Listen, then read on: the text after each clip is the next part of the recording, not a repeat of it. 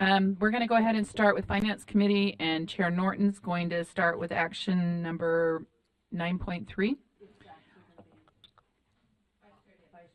I'm sorry, I meant Vice Chair Davis is going to roll through this with us, so thank you. Go ahead. Thank you. I'm going to go through the action items, the information items you can read in backup. The first action item was we move that the committee approve R277-407 school fees draft 1 and forward to the board for approval on second and final reading. Passed unanimously. Okay, is there any discussion to this item? Okay, the motion before the board is that the board approve R277-407 school fees, draft 1 on second and final reading. Okay, we're going to go ahead and take a vote on that. So go ahead and vote. Board Member Boggess?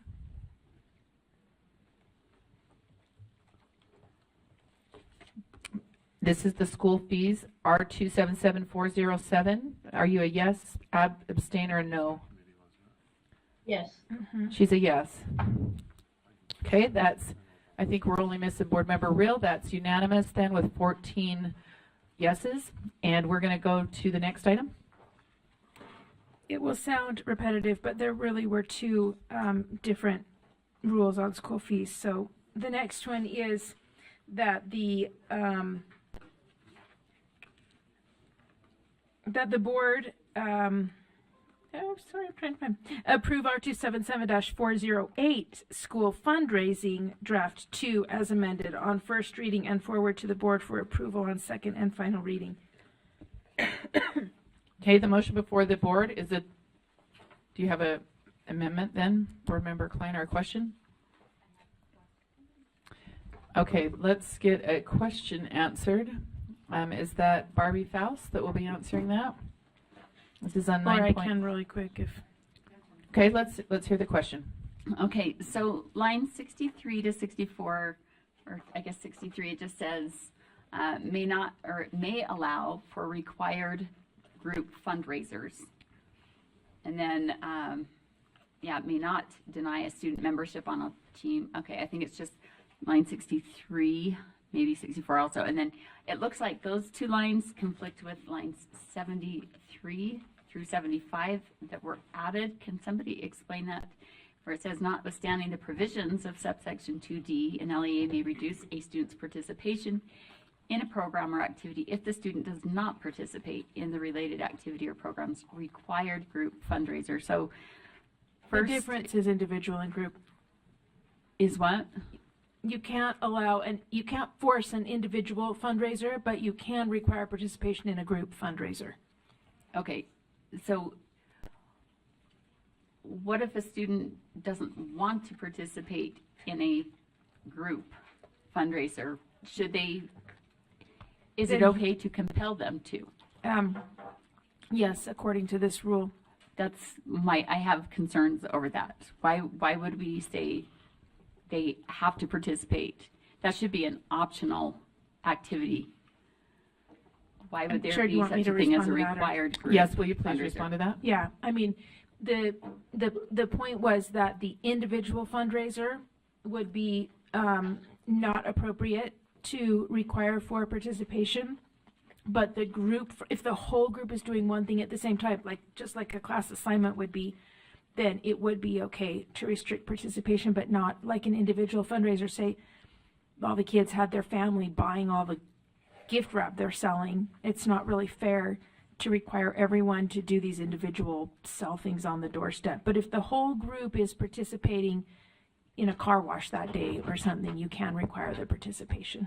Or the whole group is going door to door soliciting funds. That would be individual.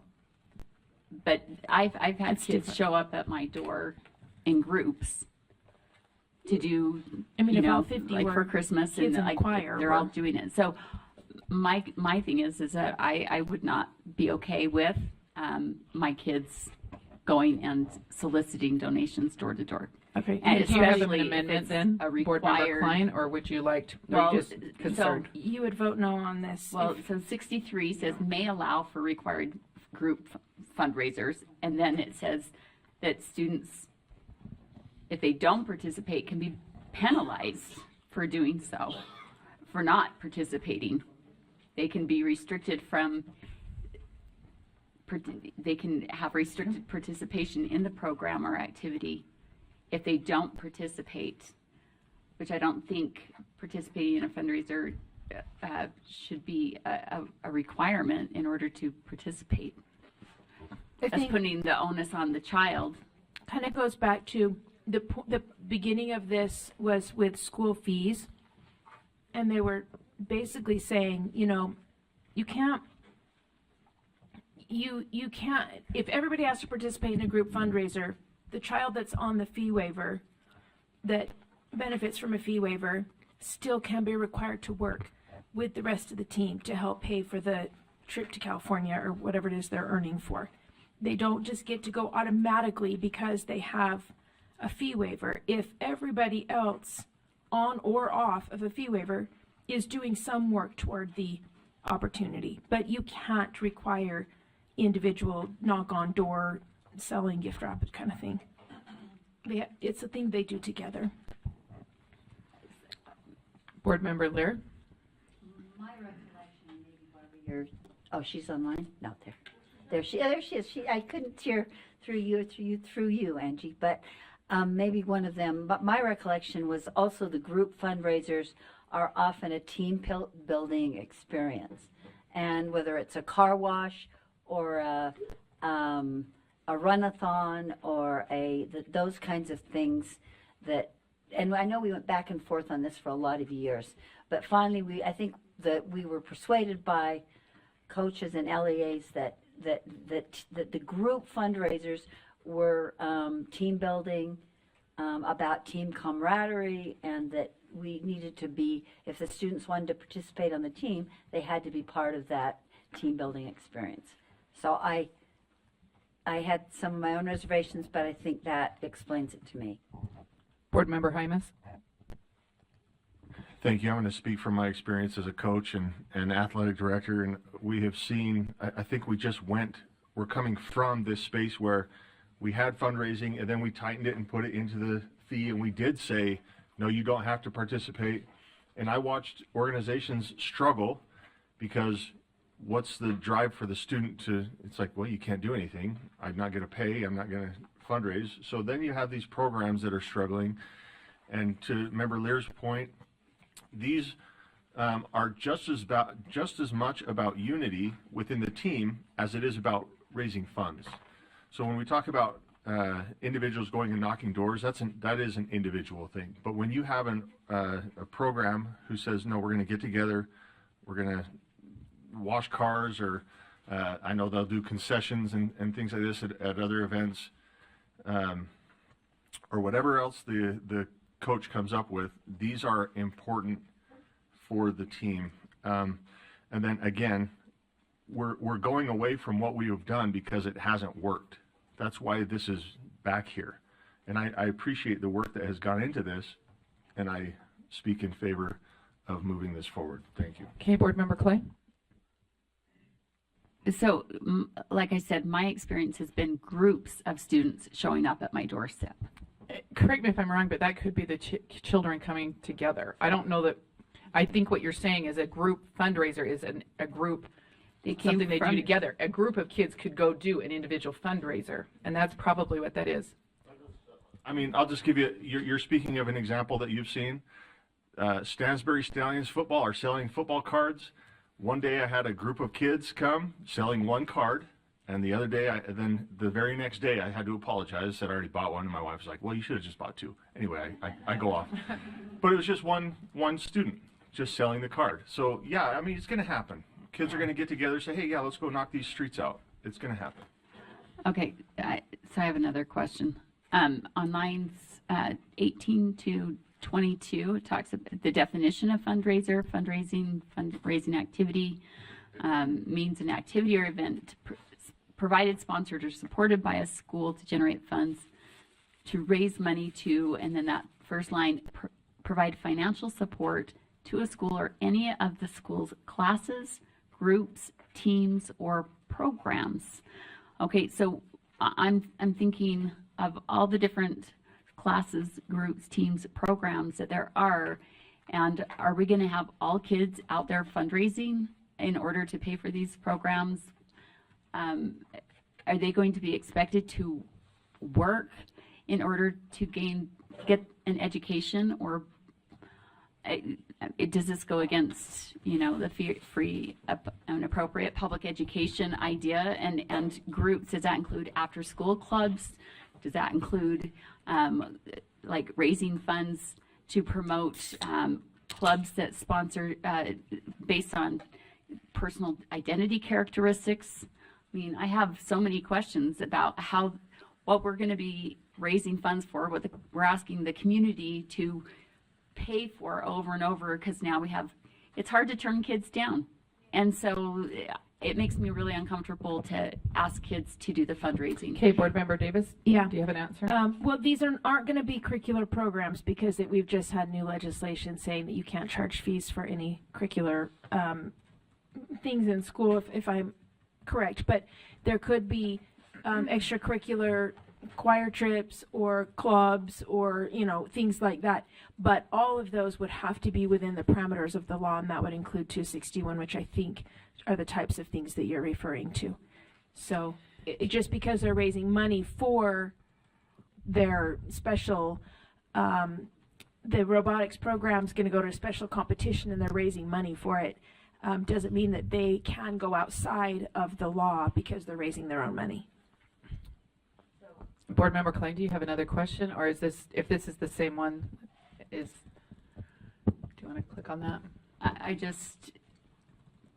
I'm thinking about clubs and groups in the schools that are pushing ideologies, and them hosting a fundraiser and to put on an activity that then promotes and makes it look exciting in order to recruit other students or make it look more attractive, because now they can do this by law, and they can make a big to-do over it. Yes, Angie Stallings. Thank you, Madam Chair. I just wanted to clarify that this defined term, as well as most of the language that we were listening to, or we were just speaking to about required fundraisers, is all been in 407 since about 2019. None of the language is new. And so just wanted to share, it was just moved from 407 to 408. Okay, Board Member Carey. Yeah, you to the. Thanks. Thank you, Vice Chair. Yeah, I just have Thanks to one me. question, perhaps for council, and that is the line 73 through 75. Clearly, that still must comport with HB 348, right of conscience. So if they want to do a group fundraiser on Sunday or Saturday, and the student has a religious objection or right of conscience, they can't be penalized even with this language. That's my assumption. If that could go on the record as saying that's the case. Yes, all the attorneys back here agree. Okay, thank you. And maybe, Angie, for you, statutorily, in terms of statutory language, would that be appropriate to include that provision here for clarity's sake, or generally that wouldn't be appropriate? And I'll defer to you on that answer. Because if this was pulled from 407 to 408, this may be a perfect time to add that language, because certainly the right of conscience provision wasn't around when it was instituted in 407. Yeah, we could keep this as, we could maybe do on 3, so line 73, notwithstanding the provisions of subsection 2D, and except as provided in cite to the code, section whatever. We could do that. You guys feel okay if I do that? 3G 10205? Oh, 53G. Yeah, if you 10205. want me to, I can hurry and do the motion if you'd like me. I mean, draft it really quickly if you'd like. Is there any objection to that? Citation in. Putting the citation in? Thank you, Vice Chair. No, Thank you, we'll just add Deputy that to it Thomas. then. So can we vote on this one? Okay. Yep, we're going to go ahead and make a vote. So the motion for the board is that the board, what am I looking at? The motion for the board is that the board approve R277408 school funding, draft 3 on second and as amended on second and final reading. Wait, I think we're on school fundraising. Oh, no. Yeah, Did I read that? Okay. school fundraising. Go So I ahead and thought you vote. said something else.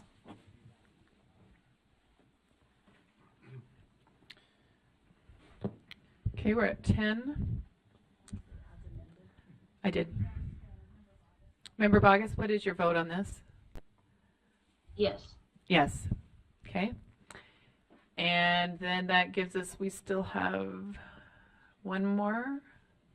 Two more. Yeah, this one is to align with House Bill. Hold on a second. We haven't finished the votes here. Do I have all Oh, votes in? sorry. It's real is the only one that should be missing, but am I missing something, Carol? Did I? Oh, Board Member Lear, can you vote? You can't vote? Okay. Yep, so that's 14, that's unanimous, and go ahead. This one is to align our rule with House Bill 415 and House Bill 82. So the board approved, the motion for the board is that the board approve R277-113 LEA fiscal and auditing policies, draft 1 on second and final reading. Okay. The motion before the board is that the board approve R277113 LEA fiscal and auditing policies. Draft 1 on second and final reading. Was this amended? It says amendment, but maybe not. Okay, No. yeah, got you. Okay, go ahead and vote.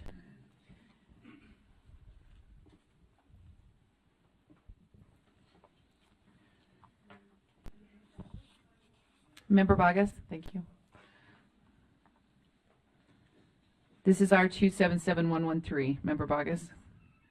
I'm a yes. Okay, that's a yes. That gives us 14 votes. That's unanimous. We're missing Board Member Rill. We're going to move to the next item. This is to align with House Bill 105 with teacher supplies and materials appropriation.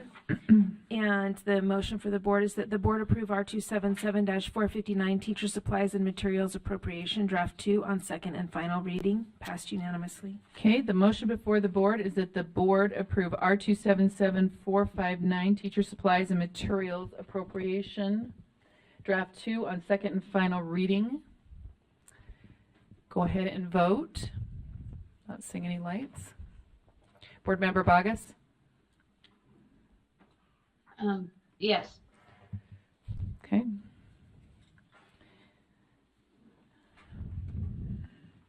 And I'm waiting for one. I'm not sure whose that is. Can you all check?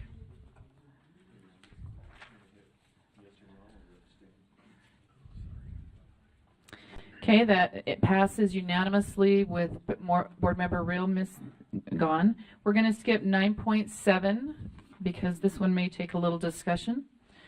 So, and 9.8. So we're going to go to 9.9, and that has to also, we have some staff that won't be able to get on until tomorrow. So. Okay.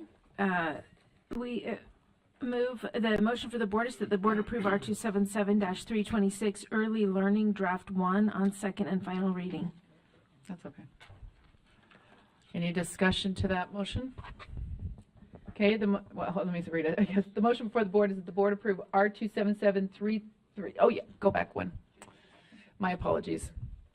Yeah. Sorry, Cindy did read early learning out. So the motion before the board is that the board approve R277. Did we go back one? Can we go back one? Cindy read out the early learning amendment. That's the next one on my list. Yeah, Oh, fiscal auditing policies, is that the one you want? 326. Yeah, it is just unless we. It's just to say they don't have to spend all of their grant money in that same year. Okay. All right, the motion before the board is that the board approve R277326 early learning draft 1 on second and final reading. Go ahead and vote. Not seeing any lights. Board Member Bogus, this is on 326 early learning. No. Okay, that's a no vote. Okay. I need 2 more votes. I need 1 more. I think I did, didn't I? Okay, that gives us Touched it. 13 yeses and 1 no. Board Member Bogus is a no and Board Member Rill is missing. Go ahead. Motion for the board that the board approve R277-332 Master Pilot Program Grant Application Scoring Rubric incorporated by reference document, draft 1 on second and final reading. Okay, the motion before the board is that the board approve R277326. Oh, nope. 332. Yeah, I gotta have it up.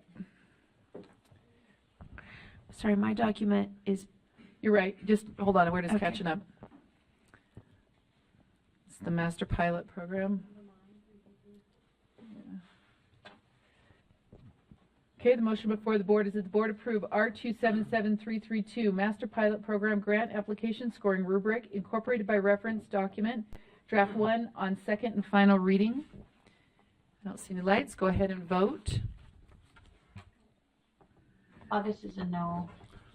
Can I explain my vote while I vote? Yeah. I'm voting yes. I like this. We worked it up, and I like the creation of a new acronym because we need more. But it's a good one. Mentoring and supporting teacher excellence and refinement pilot program. So thank you for a meaningful acronym, and I love what they did with the rubric. Okay, I have 1 more vote. Okay, that's it. It's 13 yeses, 1 no. This passes. The no is who? Bogus. And then Board Member Rose not here. So go ahead to the next item. motion for the board that the board approve staff to create the following funding and policy requests to facilitate the preparation and presentation of budget proposals by USBE staff. We need to do 9.10. R277332, it incorporates the rubric into the rule. Okay, my copy, I can, back to page 6. Oh yeah, I just need to have, no, this one here. 6.10. No, that's what I was reading.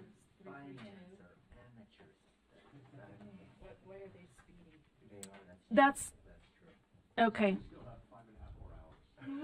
This is the same one we just did.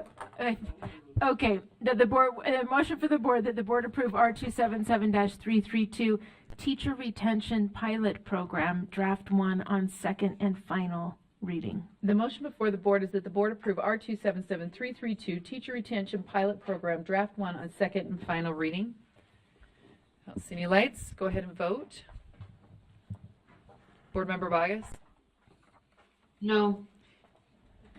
Okay, we need 1 more vote. All right, we have 2 noes and 11, oh, I'm still waiting for 1 more. Okay, I have 3 noes and 11 yeses, that passes. My no votes are, can someone tell me? Bogus, Klein and Green, and Board Member Rill is not here. Go ahead with 912. I hope this is the right one.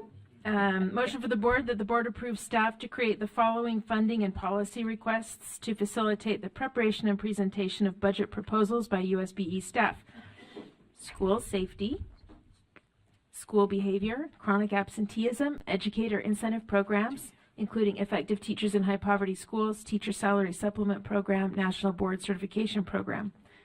Professional hours, look at additional hours from PLC, professional hours outside of regular contract hours, school lunch based on Representative Clancy's work, and speech, text, occupational therapy staff, etc., who are left out of any and all educator supplemental programs. Yes, Board Member Norton. Yes. I just wanted to make a quick comment. Earlier this week, I was with a group of legislators and superintendents talking about schools right now. And it was very interesting that the concerns and the back and forth were, without me saying a word, were surrounding school safety and safe schools, school behavior, and chronic absenteeism are number 1, 2, and 3. Okay. Board Member Klein. Motion to divide. I just want to ask a question here. Does the full board have to agree to these, or do you have to have at least 3 board member? Right. Remind me how this works. Right. We don't have to have right. Someone work me through it. Will you? Deputy Superintendent Yep. of Operations Scott Jones, Madam Chair. It's three board members have to. To make a finance request. So if it comes Correct. out of finance committee and there were 3 votes, these things would be worked up. Not that we're moving forward, but they would be worked up as Right. we're going to look at the details. Okay. Right. If I may add to that. Yes. August is typically your meeting where you start to array the request ahead of the thing, right? Is this the No. point where if someone else what's the next step here? Do we let people know if they wanted to make a financial request right now, that this is the time to do that so something can be worked up? Or is it just a matter of 3 people sending something to you? May I? Yes, please. Thank you. So Chief of Staff Sarah Young. So this is the opportunity for board members to provide direction to us as staff on the topics they would like to see us draft to bring back to the board for future consideration. So to Vice Chair Earl's earlier comment, traditionally the board process is that 3 or more board members have that opportunity to make those recommendations. What you see in the motion are going to be those that Finance Committee has moved forward. And so this is the opportunity to consider 3 different opportunities. One would be that staff did prepare a table of recommendations that they have heard from members of the field. Mm-hmm. The second backup includes requests from USDB of items that the board may consider advancing into a development phase. And last but not least, certainly all of our board members may propose another topic with the support of 2 or more board members, and we're happy to develop those as well. All of these will be drafted and brought back in August for additional consideration by the board for support and ultimately prioritization. Okay, and I guess my question is this. Are we taking a vote on this even though it's already been voted on? Does that mean we're not? Okay. Even though it says that. It's not necessary because these will already move forward because they had okay. So, Board Member Klein, I see your lights on. Did you have a comment? You're not. But Board Member Carey's going to show you what this looks like, right? Board Member Carey. Okay, then when he's done, I'll show you what it looks like because I have a motion. Can you turn on Board Member Carey? I just have a point of information, I guess, a question, and that is, there's a process and procedure for doing this already. So why are we doing this? If board members, if 3 of us get together, we can make an application to the board. What is the rhyme and reason behind this particular process? And does it have to run through finance? It seems like an extra step at worst, and it seems as a duplicative step at best. Do you want to answer that, or do you want Chair Moss to try to answer that? Go ahead, I can follow up. Go ahead, Cindy. Oh. This was on my sheet to report out as a motion, but it sounds like we don't need to do that because we already approved it in committee, which means 3 or more members said to go ahead and start drafting the information for the full board to consider in August. So we'll move on to the next one. The next one is... Actually, I think we're giving opportunity. Go ahead and ask the general. Like. I think there's a couple more opportunities. One is to review those needs identified by staff from the field and see if there are 3 board members who want to vote to move those into the the preparation process of an RFP to consider in August. The second is for any board member to bring forward something on their own initiative and say, I would like to see about getting 3 board members for that.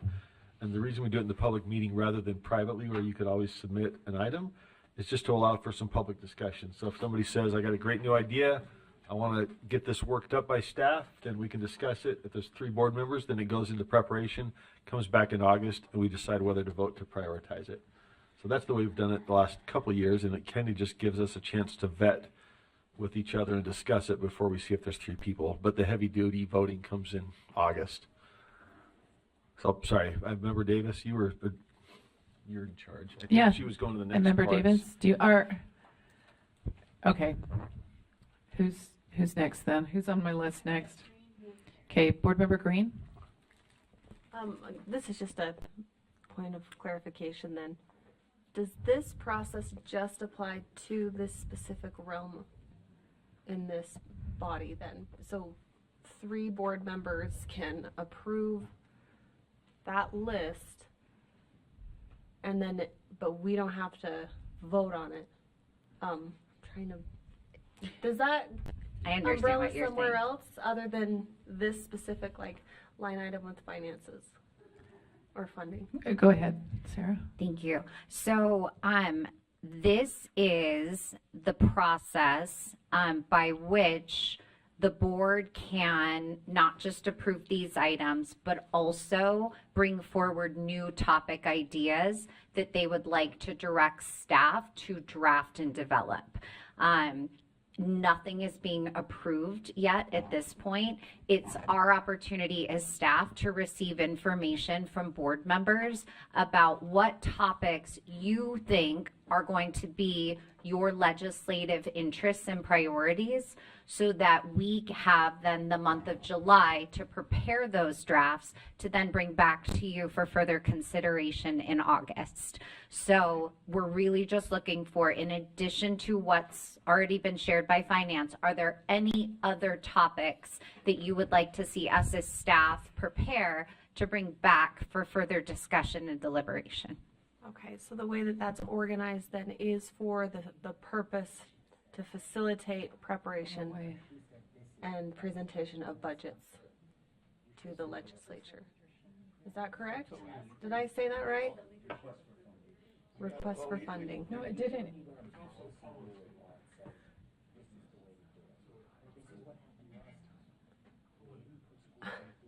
Mike, can you expound on Okay. that? You want to raise this? Because I can address it. I think it's important to bring out the opportunities and the timing. Yeah, you want to go ahead, or should I? I've heard your question, but I can. Yeah. Yeah. Yeah. Can you click on Joe's? Thank you. Yeah, so my concern is this was described just now as like this is the process. And when I look at the bylaws, I don't see this being outlined as the process. The process is if 3 members want to bring this matter forward, they can at any time. So to come here and say this is the process, my question would be, where is that in our bylaws? Where is that in board policy? Where is it in our bylaws? Where is it in board policy? Because it's my understanding that at any time, 3 board members can propose this. So I understand that this is a process, but right, but to say that this is the process, and again, it's micro, but I just want to make clear that this isn't trumping what our bylaws currently reserve for members of the board. Then Can I address that? Chair, Yeah. that was, my Sure, question. thank you.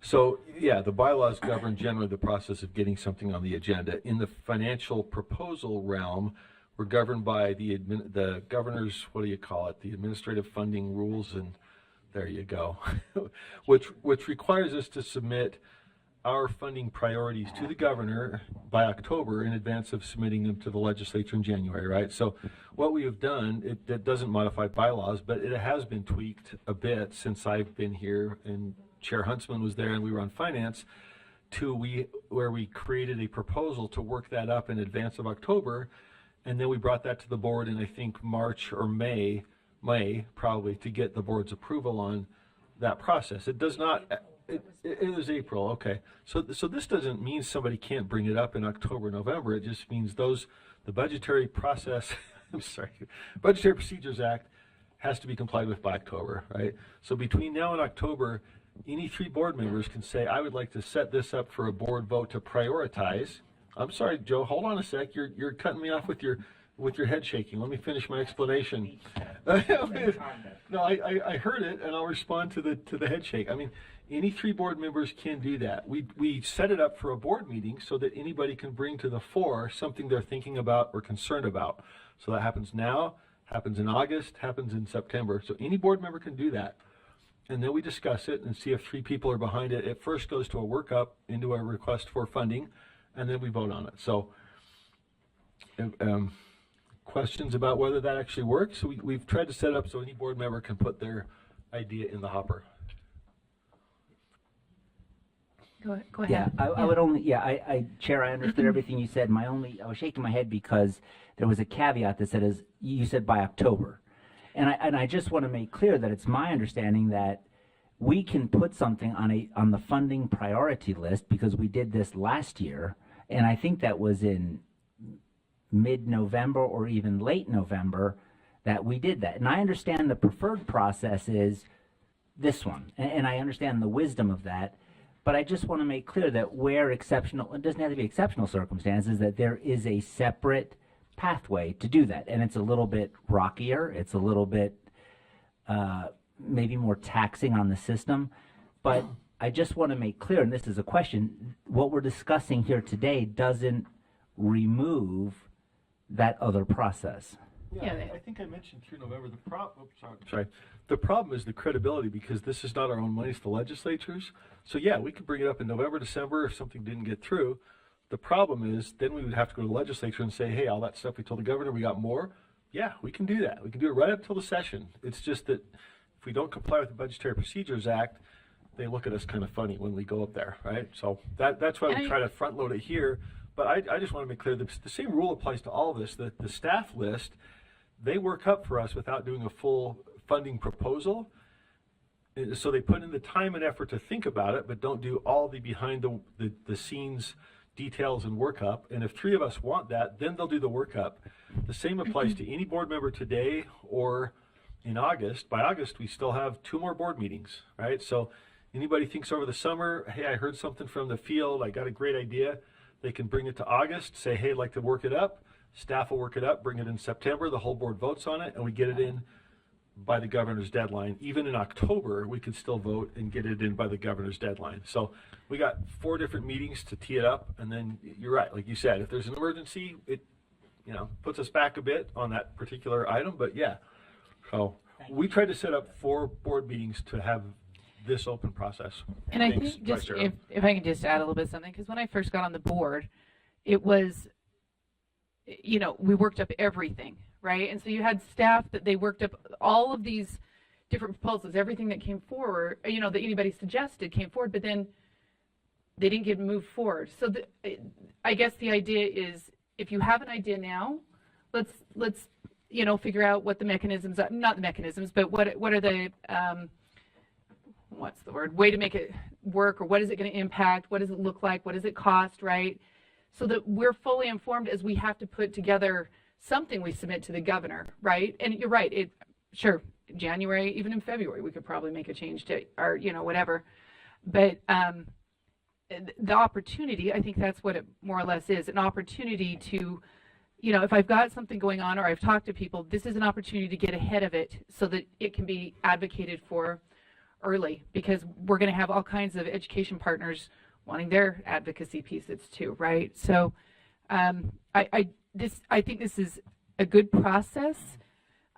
There's many avenues, but this is a good process so that, like I said, I've got a couple of motions I'm interested in, things I'm interested in that I think financially, I think we should spend money on, because I see the need for those. And if I send it in now, I know that by August, you guys are going to be able to have a lot of information about it, right? So that's the opportunity now. And I think we're gonna give opportunity for, and I'm gonna give us a time limit, like 15 minutes if you want to throw something in now, or we're gonna move on. Okay, so let me with that being said, there are some possibilities in here that staff have listed. If someone wanted to move any of those forward, these are things they're suggesting. USDB has items too. You know, if you look down that list and you're like, I would like this worked up. If no one moves it forward, then it really won't get worked up, right? But isn't there also some staff recommendations in there, or is that separate? Yes, 15 staff recommendations. Oh, my apologies, did I not? But are you moving, did all 15 of those get moved forward? Oh, that's what I'm saying though, right? So if anybody has any of those they want to move forward, right? And Randy, I'm going to turn the time over to you. You're going to demonstrate how this is done. This really cool program, you may not have heard about it. It's called BTS.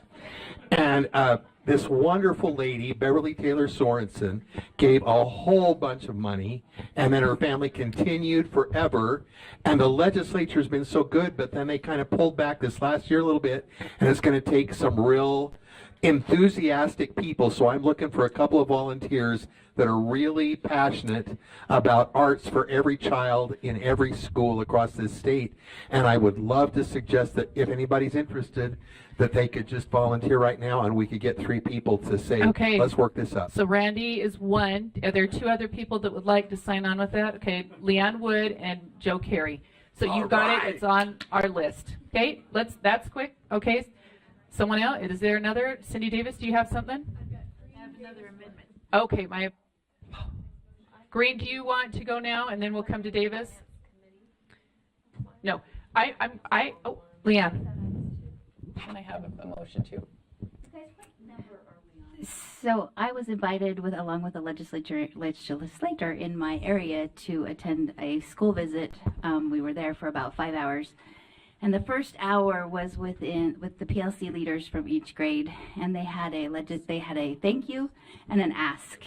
And over the ask was that they could somehow have a full-time behavior specialist in their elementary school to help them, because right now all the behaviors are going to the administrative assistants. So they're there to be trained, to be administrators, and instead they are dealing with behaviors at all times. So I would recommend a full-time behavior specialist for each elementary school. I'd like to see what it costs, is it doable, and what that means. So, okay, now I'm just going to pipe in here. Leanne's making the recommendation. That doesn't mean it gets on our list. It means we find out the information. It may cost $2 billion, and she thinks, ooh, maybe this year would not be a good year to do that. Exactly. So, anyways, is there anyone else that would like to sign off Leanne's? Can I piggyback I have a into point of hers? information. Yeah, Board Member Bogus, do you have a comment on this? That's okay. Well, I do. I'm confused as to what Board Member Wood is actually discussing, because a behavioral specialist is someone who trains and supports, whereas an administrator is the one who deals with the behavior, documents the behavior, contacts the parents. They're actually diametrically opposed in their job description. And so if you're looking for someone to take that workload from the APs or the principals, that's not necessarily a behavior specialist, if you want to put quotes around it. Okay. And so I'm wondering if you're looking for example, like a student administrator or a dean of students, because a behavioral specialist typically doesn't take on those roles. So Leanne is indicating that the behavior specialist is the entity she wants. So thank you for giving additional clarification, but that she is confirming that is what she wants. Do we have any other? Okay. Are you a sign on? Or are you? I'll sign on, but I'd also like to include in that request that we look at the finances. We've talked about using some of the money we have for to offer online training for a paraeducator already in the school to take behavior intervention training. So I think we could look at that as a piece of this as well. Can we do 2 parts to that? One would be what it would cost to put a behavioral therapist, am I saying that right? Am I using the right word? Specialist in, and the other piece would be to train individuals that are in the school already. And the third is we had a meeting with legislators to look at adding a behavior specialist in the DOPL licensure as the same as a speech tech So it wouldn't be it would be a person with a bachelor's degree, but not a master's degree. So I think that could be a piece that could be looked at in this as well. Okay, so that would be a Maybe adding to legislative piece so pipeline, that you're grow just your own. wanting those three to be incorporated.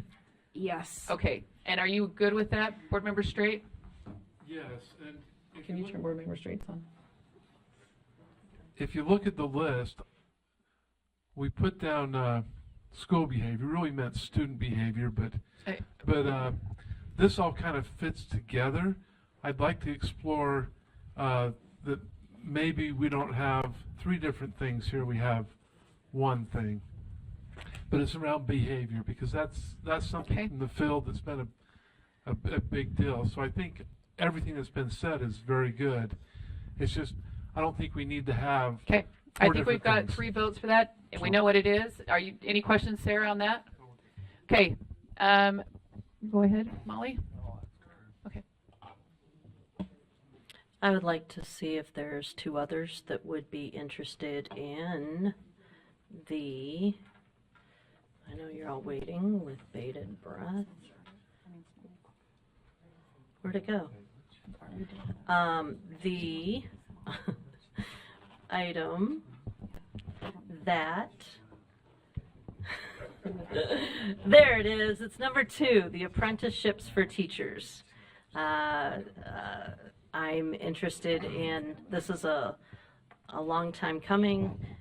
We need to look at other ways to get people into classrooms and getting them trained well. This, if you notice, includes registered apprenticeships, pre-apprenticeships, and youth apprenticeships.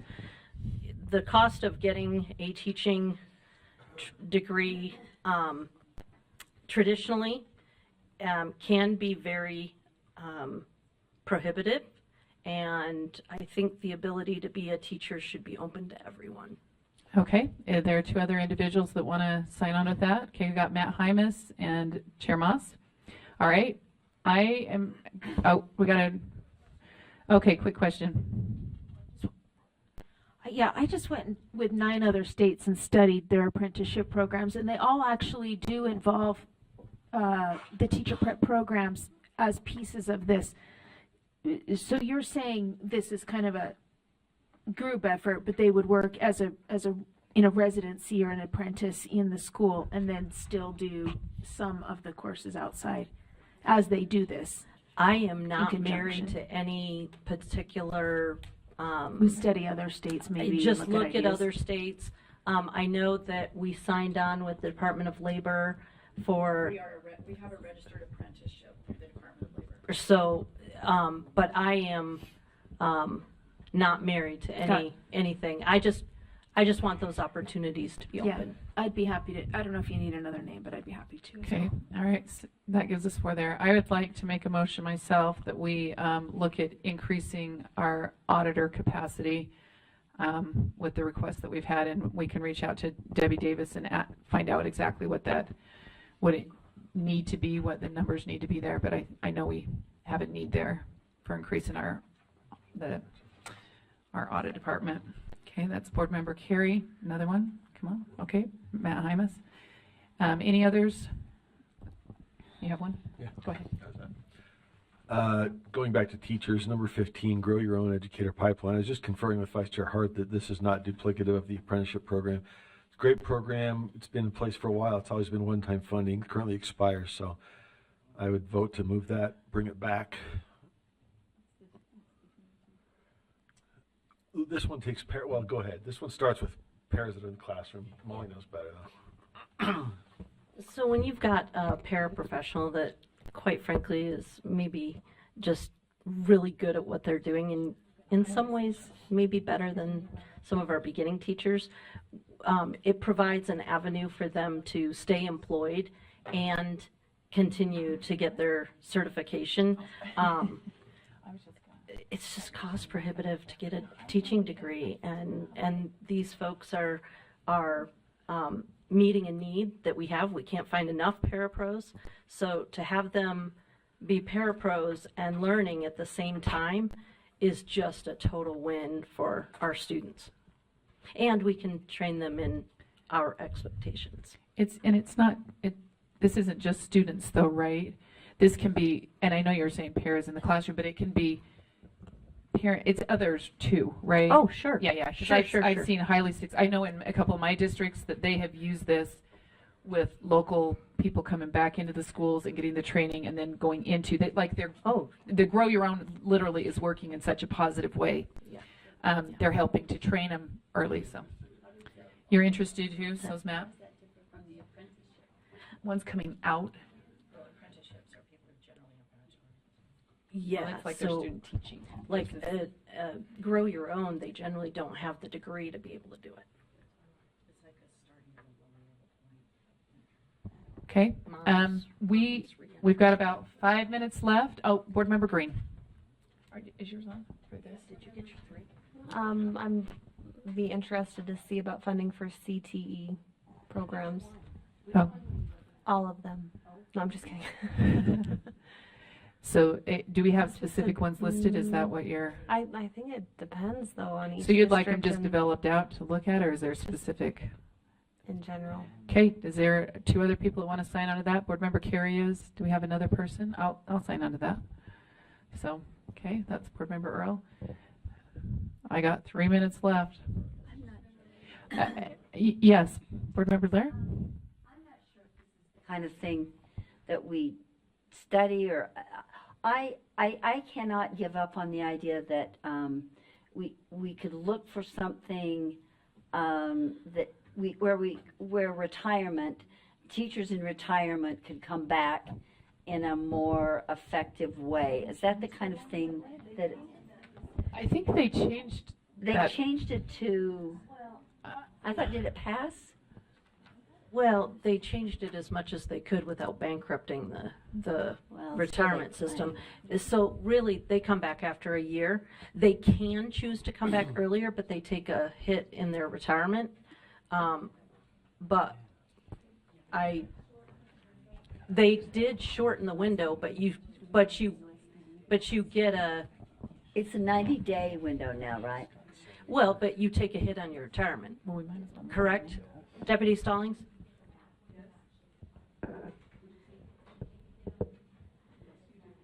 Yeah. Go ahead. Okay. Go ahead, Angie. Well, yes, I think it's about 20% reduction is my recollection, and I don't know if anyone else, I could look it up really quickly for you. So you would continue to get your payments, you get a 20% reduction, and you have no COLA increases during the years that you are reemployed. After, and again, that's after 90 days or more. Percent back, and you start accruing COLAs again once you retire again. I feel like they really tried. So maybe to that's about the find best we the can bet. do. Yeah, I feel like the Okay. legislators were really Couldn't remember, wanting to do that, and they just numbers. It's such an untapped resource, but I guess I'm always kind of reluctant to just believe the retirement people because they're a little greedy about their huge nest egg. Okay, that's good. I'm glad you reminded me. Thanks. Okay. All right, any other requests? And keep in mind, it doesn't restrict, this is just an opportunity to take this little time to do that. So if you over the next little bit have another request that you want to grab 2 more people, just, let us know and get the, information filled out. So we've got your names on it and you guys can turn it in and we'll get it worked up. Okay. Okay. We're going to move on. Okay. That's good. Next So I motion. said 15 and we got 2 minutes. Go ahead. Next motion on the board. Oh, me or? Do you have additional? If I could just clarify, there weren't any actions related to USDB, and I wanted to make sure that wasn't, or that which is fine. I just want to make sure that that was considered. Could I? Yes. Yeah, USDB is going to work up their own. Because we're not at the voting stage yet, they've got their own staff. They'll work those up and bring it to us in August, is my understanding. Okay. Go ahead with the next item. This is with charter-based funding, which passed unanimously with 1 member absent. And the motion for the board is that the board approve a set uniform base amount for charter schools with less Hold on, we gotta, this one, sorry, we don't have the staff here for this one till tomorrow. I apologize, I've got little purple circles and red circles. This is a purple circle one, I apologize. This one is moved till tomorrow, so Okay. thank you. So we're on standards and assessment. Oh, Because the other two I have. wait, I have a liquor tax one. I have For one more. liquor tax? Oh, okay, we can do the liquor tax one. Sorry, I did have Okay. purple but red. Motion for the board is that the board approve the increase of liquor tax funds from 1 million to up to 4% of the total liquor tax collections per year for USBE administrative costs. Okay, the motion before the board, this is 9.16, if you're following.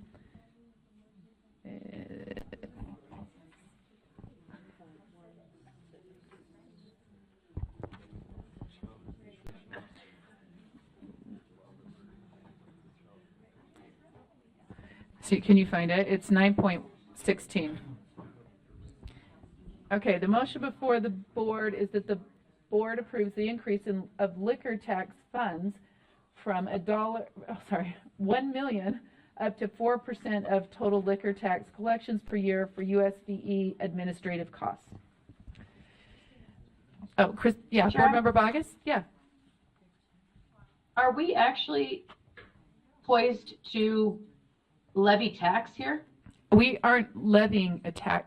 Someone can answer that. It's not a levying of a tax. We already get these taxes. This just is with money inflation. that's come in from the tax that can be used. So we're using the funds that are available, but we're increasing the amount of usage for a specific usage amount.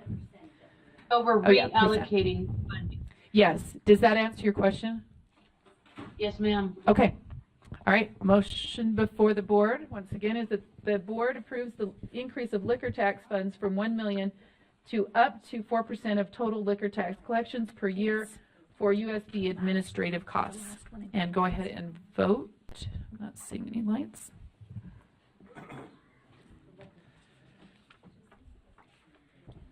We will come back to it tomorrow. We just don't have people. Some of these people went home and couldn't get on. No, oh, sorry. Member Bogus, are you a yes or no or abstain from this? I'm a no. Okay, no for Member Bogus?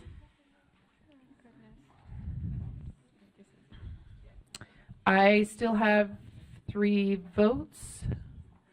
I still have one more vote. Okay. There's 10 yeses, 4 noes. What are the noes? Someone read that. Bogus, Green, Carey, and Moss? Oh, Green, Carey, Klein, Bogus, not Moss. Moss did not vote no, even though I read it that way. So great for the clarification. Okay,